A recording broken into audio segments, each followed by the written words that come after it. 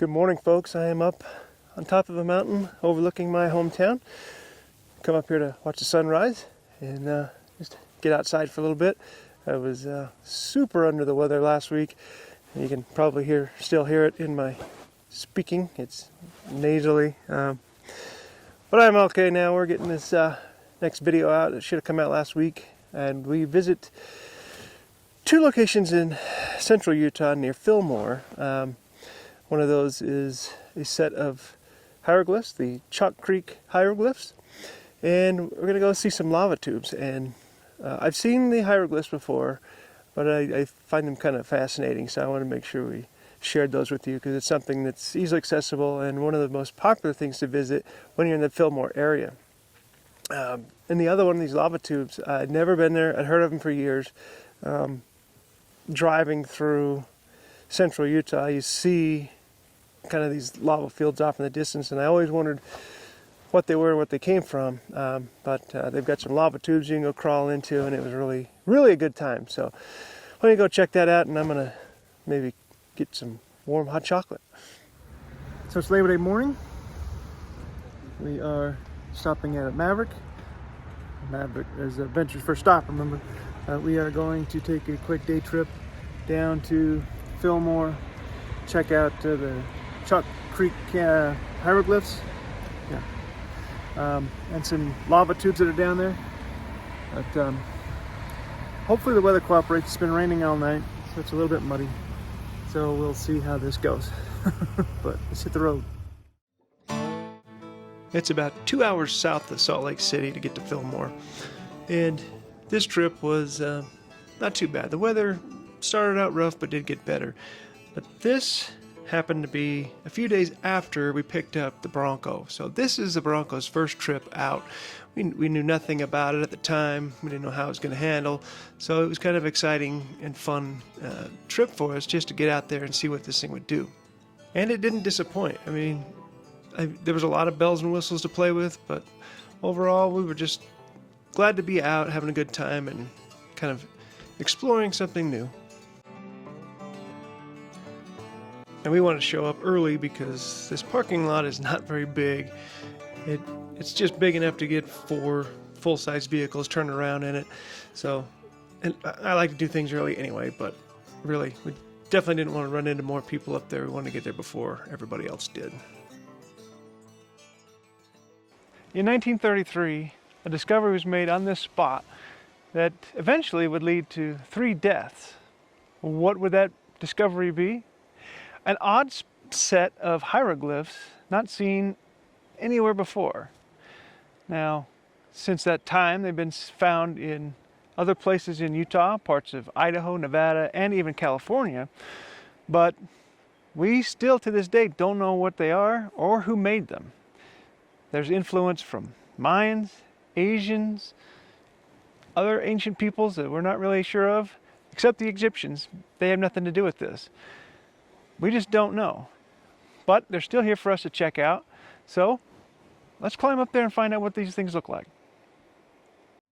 I'm sure you can find mysteries all over the world, but this one's right here in our own backyard, so it makes it even more fun just to have it so close. And to still to this day not know exactly where these things come from is just awesome to me. I think it's fun. Mysteries are fun. I don't know what else to tell you. Now the hieroglyphs are located just above the opening of this cave here, and you can get pretty close to them. Just watch your step and be careful when you're crawling around up there.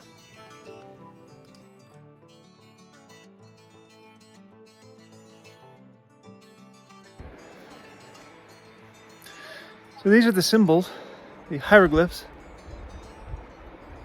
They're unlike anything really found in this area. They're not Egyptian, they just don't know what it is. It's definitely not Native American. We've seen plenty of the Native American petroglyphs. But supposedly these have been found around this area, near Fillmore, over by Delta, and even as far over as California. So I don't know. Don't know if this is from the Spanish or what. There's a lot of theories, and nobody really knows what they are. So here they are, and at least we get to actually see these ones here.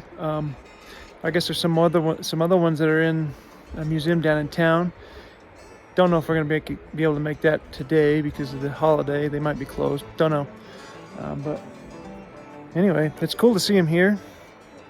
And yeah, it's neat to see. I would love to know where these came from. But unfortunately, we just will never know.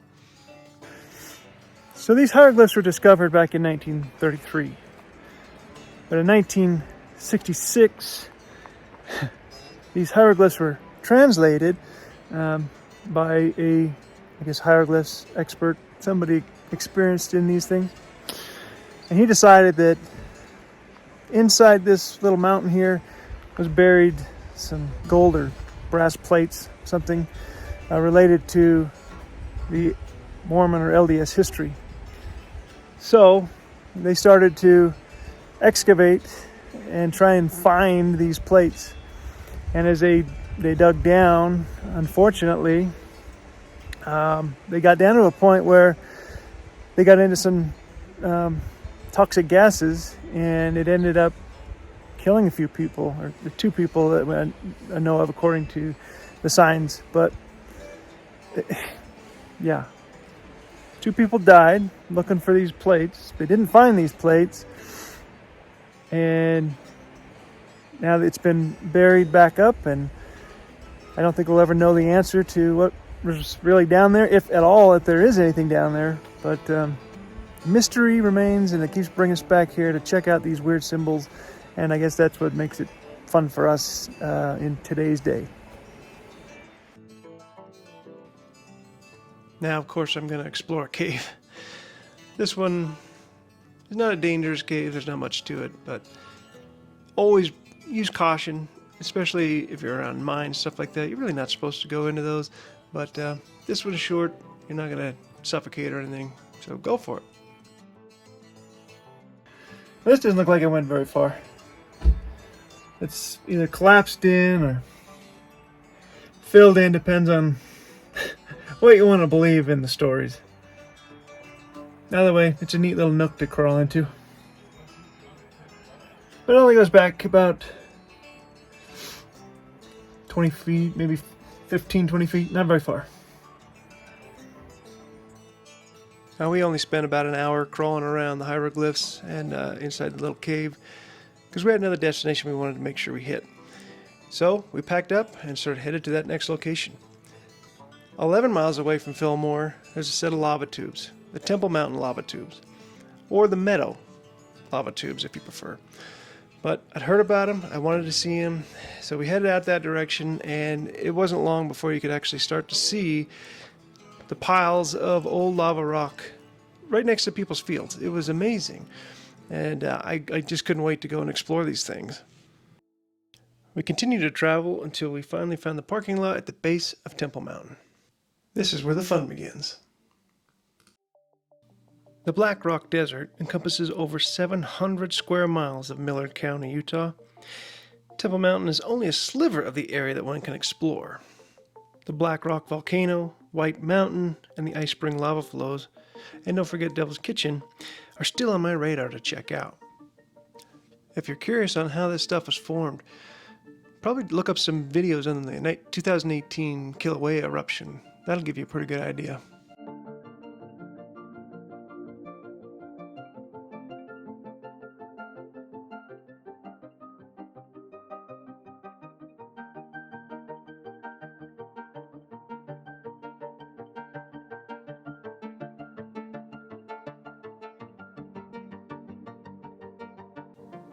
It should go without saying that this area is probably pretty fragile, so mind your P's and Q's when you're getting close to the edge of these things.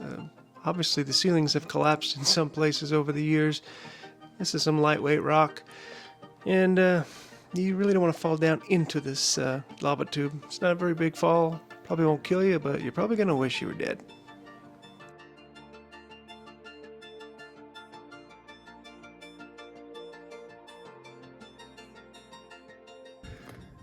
So I'm actually down in the lava tube, and all this debris behind me used to be the ceiling of this tube. and just over time it's collapsed. I walked through the areas that still exist, that have a ceiling, are still a tube, but this thing keeps going quite a ways to the south here. But it's really cool to kind of crawl around in these, but it's difficult. Some of these are small rocks, and they move under your feet, and they're all jagged, lightweight. I mean, they are volcanic. I mean, this hardly has any weight at all. You can see how porous it is.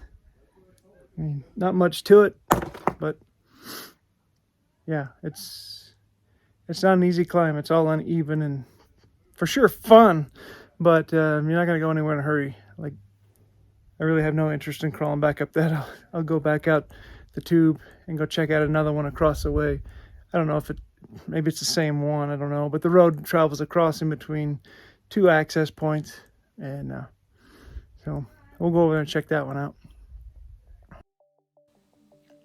Look at that guy. He's turning into a rock nerd, checking out all the lava rock. What a geek.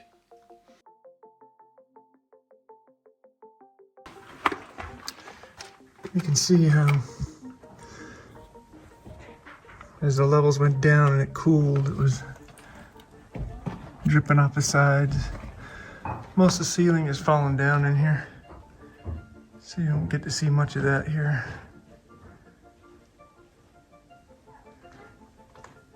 But it's cool. Air pockets. Yeah, I told you I was turning into a nerd. Anyway, it was time to climb out of that hole and go make some lunch. This would be the first time that we'd ever cooked lunch at the base of a remnant of a volcano, I suppose. But it was a good time. We had some great tacos. We chose to make some veggie tacos and some chicken and beef tacos. Oh, they're so good. So good that we didn't even film too much of it. But oh, it was tasty, trust me. Yes, I'm finding that the older I get, the nerdier I am. I enjoy history and geology more now than I ever did growing up. And I'm encouraging you to do so earlier in life. But it's never too late. Get out there, go explore, grab your kids, grab your grandkids, go find these places and go explore them, check them out. You won't regret it, I guarantee it. You don't want to sit on the couch anyway.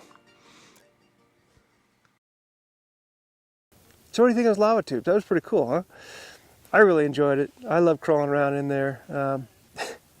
If you go, make sure you take a good first aid kit with some bandages and stuff like that, because the little kids are going to scuff your knees, I guarantee it. The largest rocks that you're crawling on are probably the size of basketballs, and they're constantly moving underneath your feet. So it's a pretty high chance that you're going to get scuffed up down there. But man, it was awesome to go crawling around in there, and there's miles and miles of them. They claim, from the research I've done, that it's likely that most of the actual lava tubes haven't even been explored yet. So, as you can see from those aerial shots, it's a great expanse of those, where those lava tubes kind of spider web out. Way cool. Another known fact, or little known fact to me until I was doing some more research, was that Temple Mountain, that volcano that we ate lunch at, was actually, all that stuff was formed when Lake Bonneville was still here. And Lake Bonneville actually covered most of the state of Utah, so that whole eruption and all that uplift and everything from that happened underwater. So fascinating stuff to me. I don't know. As I get older, these geological things really, you geek out on them, so what can I say? But I highly recommend going down there and checking it out. There's other things to do in Fillmore as well if you're in the area. Like I said, you can see the hieroglyphs. You can go check out those lava tubes. Little known fact for outsiders, Fillmore used to actually be the capital of Utah for a very short time. When the LDS church leadership got together, Brigham Young said, hey, we want our capital to be centrally located in the territory, and that's where they chose. And it didn't last very long, because obviously most of the traffic areas were north of here, so Salt Lake became the capital permanently, obviously. But they do have the old the territorial state house in Fillmore, so you could actually go down there and check that building out. They got a lot of fascinating stuff inside of there. Well worth your trip. So just because it's in a small town doesn't mean you shouldn't go check it out. Anyway, I hope you enjoyed this video. Don't forget to like, subscribe, do other things. Check out our social media accounts on Instagram, Facebook, and X. And have a great adventurous week, folks.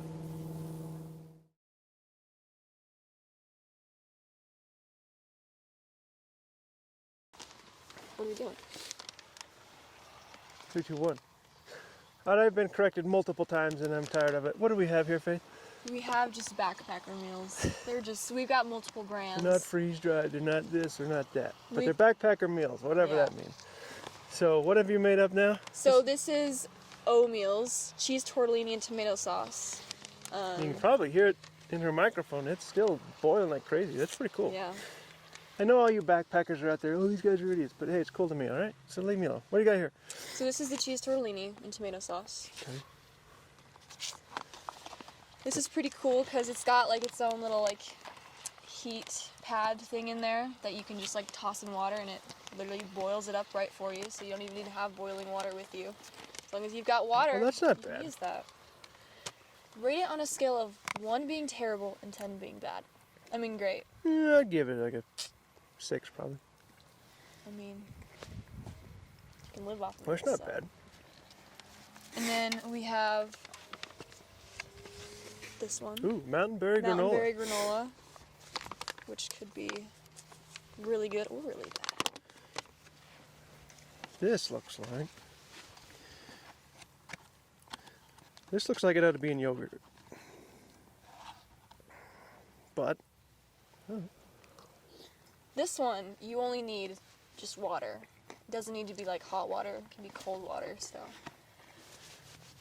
that's better than that. Nice. I don't mind that. I don't mind that at all. And then we have the 3-bean chili mac. Let's get you a fork. I hope I'm not sick later. It's awfully So early in the 3-bean chili morning. mac. 3-bean chili mac. Yes.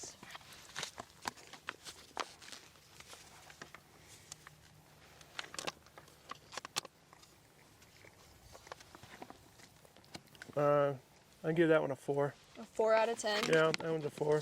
We should show the people. The cheese tortellini's pretty good. Let's show everyone what this looks like. Look at that. Okay. And then we have, and you're gonna have to use this spoon, Louisiana red beans and rice. This is what it looks like. This you do need hot water for. You need to boil it yourself, so keep that in mind. Oh, it smells good. That one looks really good. And, fun fact, all of these are vegetarian. Just in case, like, if you're into that, none of these have meat. Was that this? No. That's your GoPro, silly. Okay. That one's a 5. 5? Mm-hmm. Okay, so this one right here. I didn't rate the mountain berry granola, but I would give that about a 6, 7 maybe. 6.5, we'll call it that. This is a dark chocolate cheesecake mix. And this one you just need cold water for, but it's a little messy. Look at the consistency. It's a little bit scary. We're not sure if we even did this one right, but Probably not, because it looks like pudding, but hey, whatever. hey, I mean, I think if you're backpacking, pudding is still good. It's all about the calories. That, excuse me.